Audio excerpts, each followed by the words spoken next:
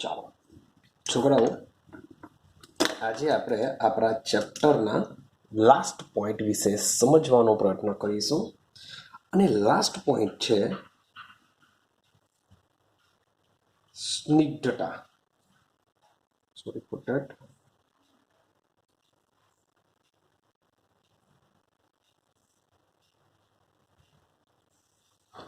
ચાલો, sorry for that. Okay, ચાલો.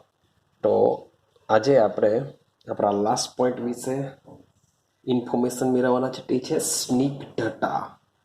હવે સ્નિગ્ધતાને ઇંગ્લિશમાં આપણે કહેશું viscosity. Sorry for that. Viscosity. ઇંગ્લિશમાં શું કહેવામાં આવે છે ને? વિસ્કોસિટી કહેવામાં આવે છે. ચલો સમજો. મતલબ કે મારી પાસે એક બીકર છે. મેં સેમ એવું જ બીકર બીજું પણ લીધું છે. હવે એકમાં ધીમે ધીમે હું શું ભરું છું? પાણી ભરું છું. અને એકમાં ધીમે ધીમે, ચલો મધ લઈ લઈએ, હું મધ ભરું છું. બંનેનો વેગ સેમ રાખું છું. અને એક ત્રીજું બીકર લેવું છું. એ ત્રીજા બીકરમાં હું ભરું છું ગુંડા. ત્રણ બીકર સમાન છે. ત્રણ બીકરમાં આ જે બધા પ્રવાહી ભરવાનો પ્રયત્ન કરીએ છીએ, બધા એક જ સમયે ભરવાનો પ્રયત્ન કરીએ છીએ. બધાની શરૂઆત એક સાથે કરીશું. તો તમે જ વિચારો કે સૌથી પહેલા કોણ ભરાશે? તો તમે કહેશો કે સર સૌથી પહેલા પાણી ભરાશે, પછી મધ અને ગુંદરમાં ભાઈ મધ ભરાશે, પછી છેલ્લે ગુંદર ભરાશે. કેમ? તો તમે કહેશો સીધી સિમ્પલ ભાષામાં, સર પાણી ભાઈ પાતળું હોય છે, મધ જાડું હોય છે, ગુંદર એના કરતાં પણ જાડું હોય છે, જેથી એને ભરવામાં થોડો સમય લાગશે. આવું આપણે કંઈ સમજીએ છીએ. ક્લિયર થાય છે? એટલે કે પાણીને મીન્સ કે ફટાફટ આ બીકરમાં ભરવા માટે, એને પસરવા માટે એટલો બધા સમયની જરૂર પડતી નથી. તેની કમ્પેરિઝનમાં મધને આ પાત્રમાં ભરવા માટે શું થશે? એને પ્રસરવા માટે થોડો સમય લાગશે. શબ્દ બોલું છું, પ્રસરવા માટે. સેમ જે ગુંદર છે, ગુંદરને પણ આ પાત્રમાં પ્રસરવા માટે વધુ સમયની જરૂર પડશે. તો આ જે પ્રસરવાના જે સમયગાળાની જે વાત કરીએ છીએ, તેને જ આપણે શું કહીએ છીએ? એની સ્નિગ્ધતા કહીએ છીએ. તેને જ આપણે શું કહીએ છીએ? સ્નિગ્ધતા કહીએ છીએ. ચલો, હજુ બી આઈડિયા નહીં આવતી હશે, આપણે વાત કરીએ. માન લો કે મારી પાસે એક નદી છે. આ નદી છે. ક્લિયર છે? આ મેં નદી દોડી છે એવું જરાક સમજીને ચાલો, એવું વિચારીને ચાલો. આ જે નીચે છે એ આપણી જમીન છે. નીચે શું હશે ભાઈ? નદીની નીચે 100% જમીન તો હોવાની છે. હવે આ જે નદી છે એમાં જમીનની ઉપર શું થશે ભાઈ? માની લો કે રેલ આવેલી છે. પાણી મીન્સ કે આખી જે નદી છે એ નદી ભાઈ, માની લો કે તાપી નદી છે આપણી. તો ભાઈ જમીનથી લઈને એકદમ ઉપર સુધી પાણી ફૂલ સ્પીડથી ચાલે છે, કારણ કે તાપીમાં શું આવેલું છે? રેલ આવેલું છે. એવું સમજીને ચાલો. મીન્સ કે પુષ્કળ પાણી ડેમમાંથી પુષ્કળ પાણી શું કરવામાં આવ્યું? છોડવામાં આવ્યું છે. તો ફૂલ સ્પીડથી બધું પાણી નદીમાં જતું હશે. મીન્સ કે તમને આઈડિયા આવતી હશે કે કોઈ પણ નદીમાં જ્યારે રેલ આવે છે ત્યારે એની પાણીની તમે જોશો, સપાટી જોશો તો ફૂલ સ્પીડથી જતી હોય છે. હા કે ના? ક્લિયર છે? હવે જરાક ઇમેજિનેશન કરો. તમને શું લાગે કે આ જે જમીનના સંપર્કમાં પાણી હોય છે? હા કે ના? જમીનના સંપર્કમાં જે પાણી હોય છે, એટલે કે જમીનમાં સૌથી નીચે તરફ જે નદીનું પાણી હોય છે, એ જ પાણી ભાઈ સપાટી પર પણ હોય. પણ બંનેનો જે વેગ છે એ વેગ કેવો હોય છે? જુદો હોય છે. વિચારો, હા કે ના? કે નદીમાં જ્યારે રેલ આવે છે ત્યારે જે નદીની સૌથી ઉપરની સપાટી પર પાણીનું જે સ્તર હોય છે એ સ્તરની સ્પીડ સૌથી વધારે હોય છે. જ્યારે તમે એકદમ ઊંડાણમાં જે જમીનના સાથે સંપર્કમાં હશે એનો વેગ કેવો હશે? જુદો હશે. તો આવું કેમ? શા માટે? છે તો પાણી જ ને તમે જેમ જેમ વચમાં જોવા જશો તો વચમાં પણ ઉપરની સપાટી કરતા એનો વેગ ઓછો જોવા મળશે. એટલે કે એવું કહી શકાય કે નદીમાં ઉપરથી જેમ જેમ આપણે જમીન તરફ જઈએ તેમ તેમ પાણીનો વેગ ઘટતો જાય છે. જેમ જેમ જે ઉપરની સપાટી છે પાણીની તેના કરતા જમીન તરફ આપણે જઈએ તેમ તેમ પાણીની સપાટીનો જે વેગ છે એ વેગ કેવો થતો જાય છે? ઘટતો જાય છે. તો આનું રીઝન શું હોઈ શકે? તો આ જે રીઝન તમને જે જોવા મળે છે એ એકચ્યુઅલી પ્રવાહીનો એક ગુણધર્મ સમજાવવા માંગે છે અને એ ગુણધર્મ શું છે? સ્નિગ્ધતા છે. ક્લિયર? તો સ્નિગ્ધતાની વ્યાખ્યા પહેલા સમજીએ કે ખરેખર સ્નિગ્ધતાની વ્યાખ્યા શું છે. ચાલો સમજો. વાત કરીએ આપણે સ્નિગ્ધતાની વ્યાખ્યા. ચાલો, જ્યારે પ્રવાહી ના સ્તરો આપણે લઈએ છીએ એકબીજા પર, જ્યારે પ્રવાહીના સ્તરો એકબીજા પર ખસીને વહે છે ત્યારે પ્રવાહીના સ્તરો વચ્ચે આંતરિક ઘર્ષણને લીધે અવરોધ ઉત્પન્ન થાય છે. આ અવરોધના માપનને સ્નિગ્ધતા કહે છે. જ્યારે પ્રવાહીના સ્તરો, માની લો કે આ જ વસ્તુ આપણે આની જ વાત કરીએ. ચાલો અહીંયા લઈએ કે આ જે નદી છે, નદીનું સૌથી ઉપરનું સ્તર, માની લો કે આને સ્તર એક નામ આપીએ. સમજતા જાવ, ઇમેજિનેશન કરો કે નદીમાં જે સૌથી ઉપરનું જે પ્રવાહી જે પાણી હોય છે, પાણી ઉપરથી જાય છે, એને આપણે સ્તર એક કહીએ. તો આ સ્તર એક છે. એની નીચે પર શું હશે? એને જ કનેક્ટેડ એક બીજો સ્તર બી હશે. એને જ કનેક્ટેડ એક ત્રીજો સ્તર બી હશે. એને જ કનેક્ટેડ છે નીચે. જેમ જેમ આપણે નીચે તરફ જશું તેમ તેમ આવા સ્તર મીન્સ કે આવશે. એ છેલ્લે શું આવશે? માની લે કે છેલ્લે આવશે જમીન. તો માની લો કે આ જે આખું બોક્સ દોરેલું છે એક સ્તર છે. આ આપણું સ્તર કેવું છે? બીજું સ્તર છે. સ્તર કેવું છે? ત્રીજું. ને આ આપણું સ્તર નંબર છેલ્લું આપણે માની લે વોટ એવર જે બી હોય તે. હવે જ્યારે પાણીનું આ જે સ્તર છે જે વહેતું હોય છે તેને આ સ્તરને એની નીચેનું સ્તર શું કરશે? એના લીધે ઘર્ષણ લાગશે. કે તમે વિચાર કરો કે માની લો કે મારી પાસે હાથ છે, મારો આ બીજો હાથ છે. આ હાથ ફૂલ સ્પીડ પરથી જાય છે, પેલો ધીમી સ્પીડથી જશે. કેમ?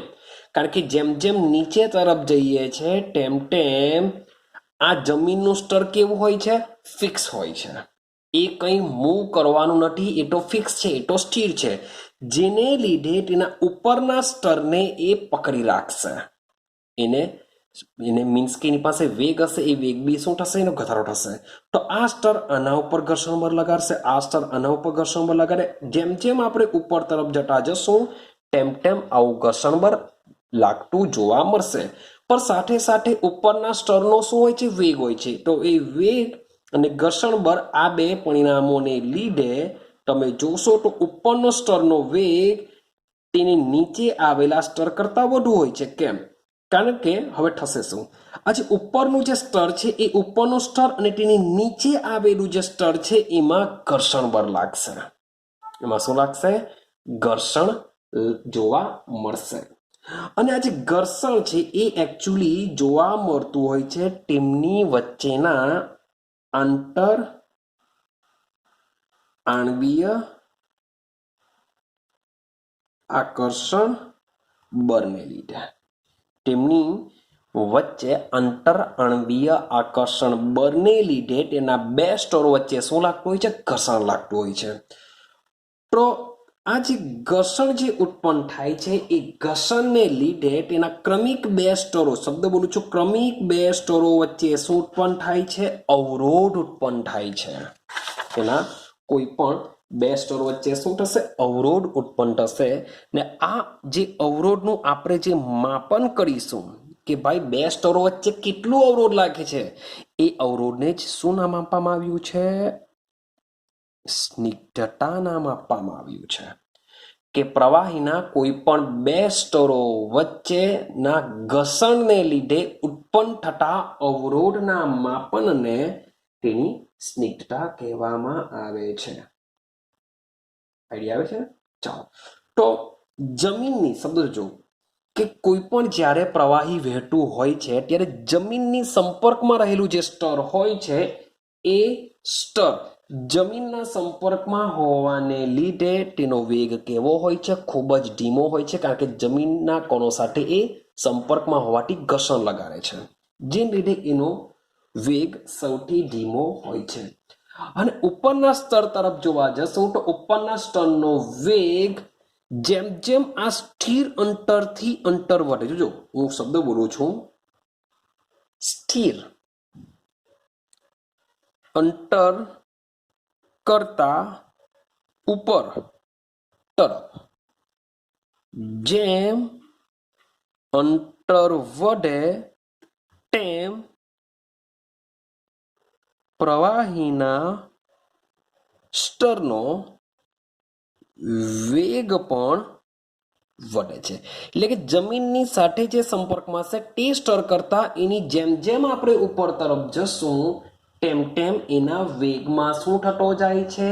વધારો થતો જાય છે. થાય છે. હવે જોજો આ વેગ જે વધે છે કેવી રીતના વધે છે? શું સરખો વધશે? શું અલગ અલગ વધશે? શું આ જમીનનું જે સ્તર છે ને પહેલું સ્તર છે તેમાં જેટલો વેગ વધતો હશે તેટલો જ તેના ઉપરના સ્તરમાં જોવા મળશે? તો સમજો આ શું કહેવા માંગે છે કે આ પ્રકારનો એટલે કે એક સ્તરમાંથી બીજા સ્તરમાં, એક સ્તરમાંથી બીજા સ્તરમાં આજે નિયમિત વેગમાં શું થતો હોય છે? વધારો થાય છે. એટલે કે બે સ્તરો વચ્ચે નીચેના સ્તર કરતા ઉપરના સ્તરમાં વેગ વધારો હોય છે. તો જેટલો વેગ વધારો હશે એટલો જ વેગ તમે દરેકે દરેક ઉપરના સ્તરમાં જોવા મળશે. એટલે કે દરેકે દરેક સ્તર વચ્ચે થતો વેગનો વધારો કેવો હોય છે? નિયમિત હોય છે. તો આ જે વેગનો જે વધારો હોય છે એ વેગના વધારાને કહેવામાં આવે છે વેગમાં પ્રવણતા. એના માટે શું શબ્દ બોલવામાં આવે છે? વેગમાં પ્રવણતા શબ્દ ઉપયોગમાં લેવામાં આવે છે. વેગમાં પ્રવણતાનો મતલબ ખબર પડે છે કે તમારા જે પ્રવાહીના સ્તરો રચાય છે એ પેલું સ્તર લેવું, બીજું, ત્રીજું, વોટ એવર જમીન સુધી જાઓ, તો જમીનથી તમે ઉપર જેમ જેમ જાઓ તેમ તેમ દરેક સ્તરનો વેગ તેના ક્રમશઃ નીચેના સ્તર કરતા વધુ જ હોય છે. તો નીચેના સ્તર કરતા ઉપરના સ્તરનો જેટલો વેગ વધારો હોય છે એ વેગ બધા સ્તરોમાં એક સરખો તમને જોવા મળશે. એટલે કે શરૂઆતના આ બે સ્તર વચ્ચે જેટલો વેગનો વધારો હશે, મીન્સ કે તમે વિચારશો સર જમીન પાસેથી તો એકદમ જ સ્થિર હશે, એટલો બધો વેગ નહીં હશે, તો ભાઈ આનો પણ વેગ હશે, તો ભાઈ સેકન્ડ સ્ટેરનો પણ વેગ તો હશે જ. તો આ બે સ્તરો વચ્ચે જે વેગનો જે તફાવત હશે એટલે કે નીચેના સ્તર કરતા ઉપરના સ્તરનો વેગ કેવો હશે? 100% વધારો હશે જ. અને જમીનના સ્તર કરતા આ જે ઉપરનો સ્તર છે એનો પણ વેગ વધારો હશે જ. તો આ બંને જે વધારા હોય છે કેવા હોય છે? સરખા હોય છે. એટલે કે તમે કોઈ પણ બે ક્રમિક સ્તર વચ્ચે જે વેગનો વધારો થતો હોય છે એક નિયમિત હોય છે, એક સરખો હોય છે, જેને શું કહેવામાં આવે છે? વેગમાં પ્રવણતા કહે છે. ક્લિયર છે? વેગમાં જે વધારાને શું કહેશે? વેગ પ્રવણતા કહે છે. અને આ વેગ પ્રવણતા એટલે કે વેગમાં પ્રવણતાનો મતલબ થશે વધારો. તો આ જે વેગમાં જે નિયમિત વધારો થાય છે એના માટે એક શબ્દ આપવામાં આવ્યો છે પટલીય પ્રવાહ. એને શું કહેશું આપણે? પટલીય, સોરી ફોર ધેટ, એને આપણે પટલીય પ્રવાહથી ઓળખીએ છીએ. આઈડિયા આવે છે? ચાલો, તો હવે એનું કેલ્ક્યુલેશન સમજીએ કે સ્નિગ્ધતાનું કેલ્ક્યુલેશન શું હોય છે. સમજવાનો પ્રયત્ન કરજો. આપણે હવે કેલ્ક્યુલેશન સમજીએ. માન લો કે હું સ્તર તમને દર્શાવું.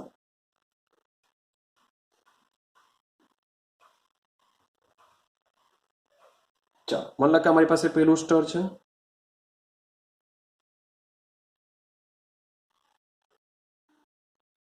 અમારી પાસે બીજું સ્તર છે. અમારી પાસે ત્રીજું સ્તર છે. સમજો, મેં અહીંના 3 સ્તરો દોરેલા છે. ક્લિયર છે? સમજજો છો. હવે આ જે વચ્ચેનું સ્તર છે, કોઈ બી મીન્સ કે જુદા જુદા સ્તરો હશે, તો તમે કોઈ એક એવું સ્તર ચોઈસ કરો કે જે ઉપર અને નીચે સ્તરો આવેલા હોય. તો માની લઉં કે મેં આપણે એક વચ્ચેનું સ્તર પસંદ કરીએ.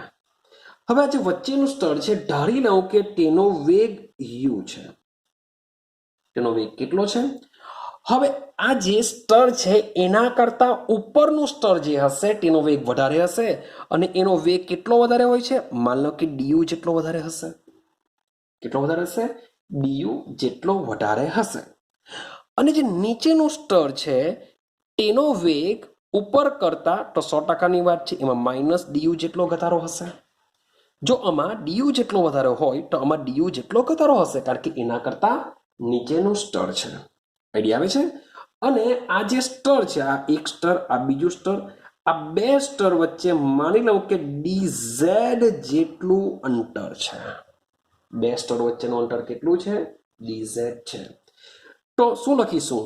તો આપણે લખીશું, આપણે કોઈ એક સ્તરને પસંદ કરીશું. પસંદ કરીએ કે જેનો વેગ u છે. ધારો કે બી લખી શકો. ધારો કે એનો વેગ કેટલો છે? u છે. તેથી તેના કરતા ઉપરના સ્તરનો વેગ u પ્લસ du જેટલો વધશે, તથા તેના કરતા નીચેના સ્તરનો વેગ u માઇનસ du જેટલો ઘટશે. ક્લિયર છે? જો બે સ્તરો વચ્ચેનું અંતર dz હોય તો, બે સ્તરો વચ્ચેનું અંતર આપણે કેટલું લીધેલું છે? dz હોય તો જે વેગ પ્રવણતા છે, શું છે? વેગ પ્રવણતા છે. તો વેગ પ્રવણતા ઇઝ ઇક્વલ ટુ du ના છેદમાં dz થશે. શું થશે? du ના છેદમાં dz, એટલે કે વેગના છેદમાં અંતર, એવું યાદ રાખીશું. વેગના છેદમાં અંતર. વેગ પ્રવણતા ઇઝ ઇક્વલ ટુ થઈ જશે du બાય dz. આઈડિયા આવે છે?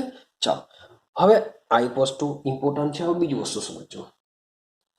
હવે જે જુદા જુદા જે સ્તરો છે, જુદા જુદા શું છે? સ્તરો છે. હવે આ જે સ્તરો જે આવેલા છે એ સ્તરો જ્યારે એકબીજાના સંપર્કમાં આવતા હોય છે, સ્તરો જે છે જ્યારે, અથવા પ્રવાહ લઈ લો, સ્તરોના જે પ્રવાહ છે જે એકબીજાના સંપર્કમાં હોય છે, તેઓ એકબીજાથી જાળવી રાખવા માટે તેમને શાની જરૂર પડતી હોય છે? બળની જરૂર પડતી હોય છે. ક્લિયર છે? શાની જરૂર પડતી હોય છે? બળની જરૂર પડતી હોય છે. અને આ જે બળ છે એ શું હોય છે? ક્ષેત્રફળના સમપ્રમાણમાં. તમે વિચારો, માન લો કે મારી પાસે આ એક પ્રવાહી છે એવું સમજો. એની નીચે બીજું, આ એક પ્રવાહીનું સ્તર છે, નીચે બીજું પ્રવાહીનું સ્તર આવેલું છે, આટલું છે. હવે માન લો કે મારી પાસે આ એક પ્રવાહીનું સ્તર છે, એની નીચે આવું મોટું આવેલું છે.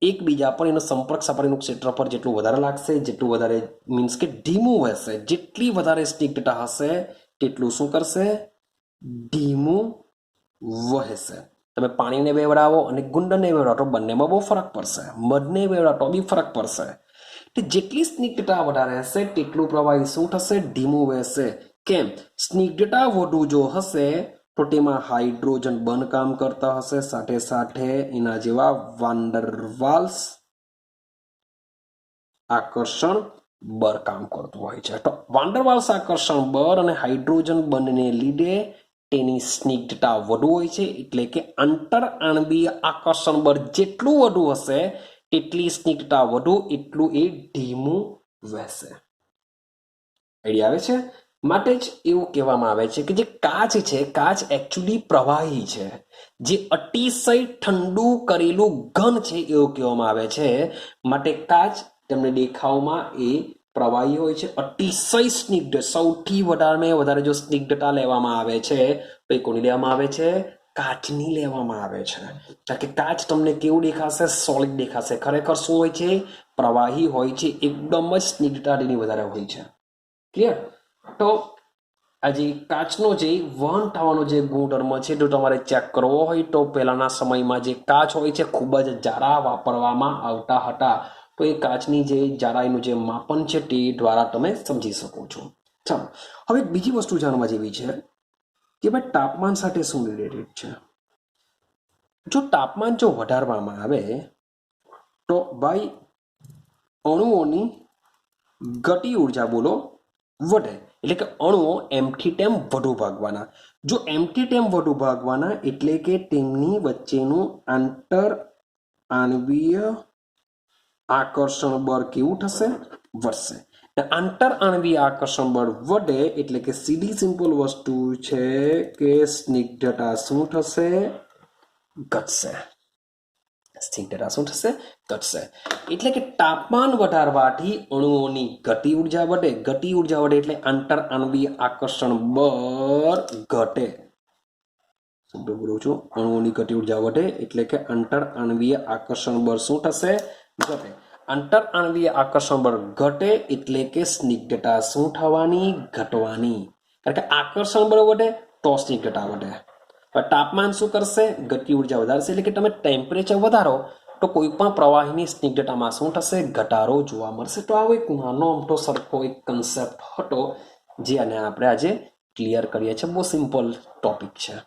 ક્લિયર છે? તો અહીં આપણું ચેપ્ટર નંબર 5 કમ્પ્લીટ થાય છે. તો મીન્સ કે ચેપ્ટર નંબર 5ને પહેલાં તો કમ્પ્લીટ કરી દેવું. જે અવસ્થાઓ છે, વાયુ અવસ્થા અને પ્રવાહી અવસ્થા વિશે સમજીને આવ્યા છે, જે થોડી ઘણી તમને 12 સાયન્સના કન્સેપ્ટમાં કામ લાગી શકે. સાથે સાથે જીરેબલી નીટ લેવલ પર બી મીન્સ કે ચેપ્ટરમાંથી MCQ પૂછાઈ શકે. તો મે બી નીકળશે, નહીં નીકળશે એની કોઈ ગેરંટી આપણે આપી નહીં શકીએ, પણ મોટે ભાગે ચેપ્ટરમાંથી એકાદ ક્વેશ્ચન તમને જોવા મળતો હોય છે. તો ચેપ્ટર નંબર 5 મીન્સ કે અવસ્થા વિશે છે, સિમ્પલ છે, નાનું અમથું ચેપ્ટર છે. તો એને તમે પ્રિપેર કરી દેજો. હવે આપણે નેક્સ્ટ વિડીયોની અંદર એક નવા ચેપ્ટર સાથે શરૂઆત કરીશું. ક્લિયર છે? તો મળીશું આપણે નેક્સ્ટ વિડીયોની અંદર જ. હવે નેક્સ્ટ વિડીયોમાં તમને આઈડિયા આવશે કે નવું ચેપ્ટર કયું હશે. મોટે ભાગે આપણું કયું હશે? સિક્વન્સીમાં જ લઈએ છીએ આપણે. તો ચેપ્ટર નંબર 6ની જ આપણે શરૂઆત કરીશું અને તે હશે આપણું ઉષ્માગતિશાસ્ત્ર, જેને કહેશું થર્મોડાયનેમિક્સ. ક્લિયર છે? મજાનું ચેપ્ટર છે, ઇન્ટરેસ્ટિંગ ચેપ્ટર છે. તમને જીરેબલી નીટ લેવલ પર બી આમાંથી ઘણા બધા ક્વેશ્ચનો નીકળતા હોય છે. સાથે સાથે 12 સાયન્સમાં પણ આ ચેપ્ટરનું જે લોજિક છે, જે કન્સેપ્ટ છે, એ તમારો પાયો બનાવતો હોય છે. આઈડિયા છે? માટે આપણે અને નેક્સ્ટ વિડીયોથી શરૂઆત કરીશું ઉષ્માગતિશાસ્ત્રની. તો બસ આજના પૂરતો આપણે આટલું જ રાખીએ. એક નાનો મોટો કન્સેપ્ટ છે એને ક્લિયર કરી દેજો. તો મળીશું નેક્સ્ટ વિડીયોની અંદર.